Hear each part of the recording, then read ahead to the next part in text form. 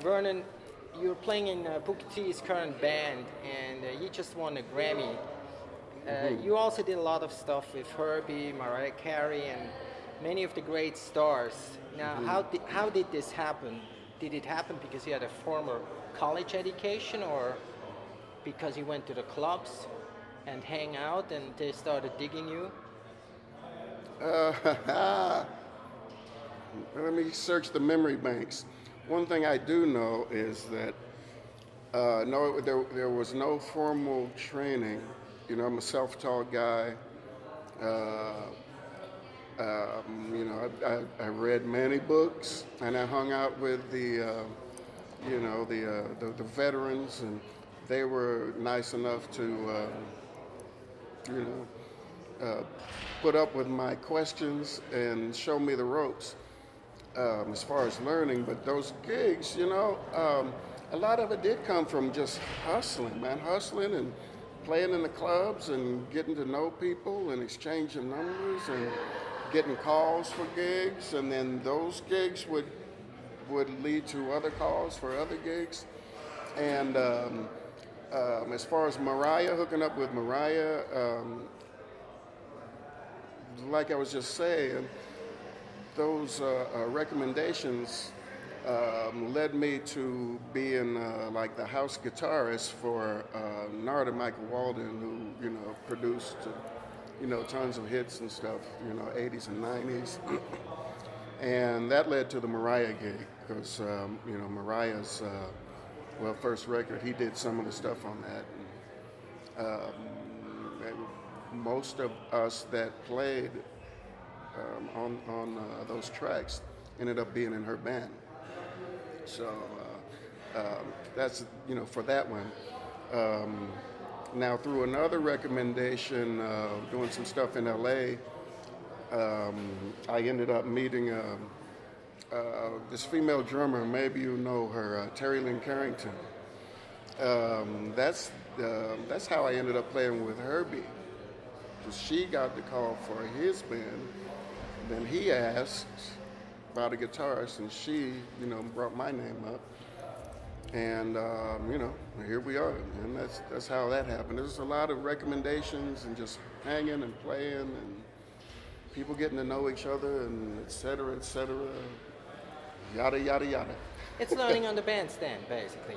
Yes, absolutely. Yeah. Yes, on-the-job training. On-the-job training. On-the-job training, that's the best way.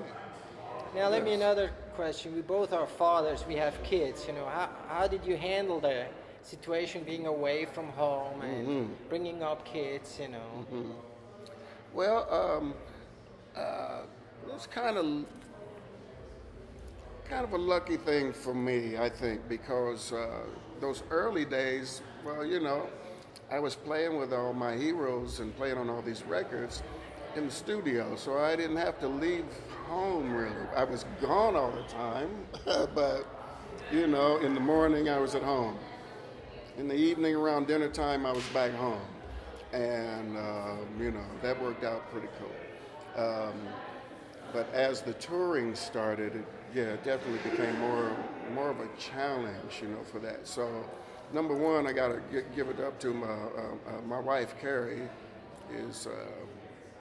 Man, she's all that. She is strong. She's a strong girl. We've been doing the damn thing for 35 years now, man, and we hung like 5 years before we got married. So, big salute to her, hanging out with my crazy ass. Thank you. That's nice. So, what is the most important aspect in music teaching? Can you tell us how you teach? For me, it's like I was saying earlier, man. I'm number one into self-expression and self-development. And that starts from the King of all kings. Where people getting in touch with themselves, their spirit. And, we all connect through the spirit, when we get together as a group or whatever. That's number one for me. I start there. And when that is firmly, strongly in place, then all that other stuff, man, just comes together, fits together. But if that's loose, well, you know, it's going to be a little bit harder work, you know. Cool. You're a studio musician just as much as you are a live guitar player. How do you approach the two? Do you play in studio with different gears? How do you prepare for either one? Mm-hmm. Oh, good question. You're good.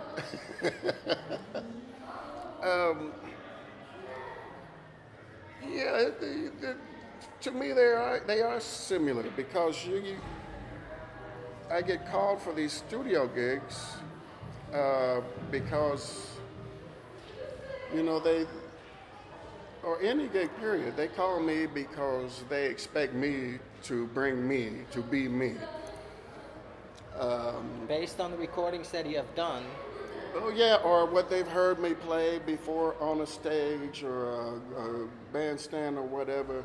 Yeah, exactly. So that, you know, the sessions, although there's a template of what the producer might want, they still want me to take that and do what I would do with it, and together we come up with what is hopefully the correct parts for the composition, which we all know the composition is the king.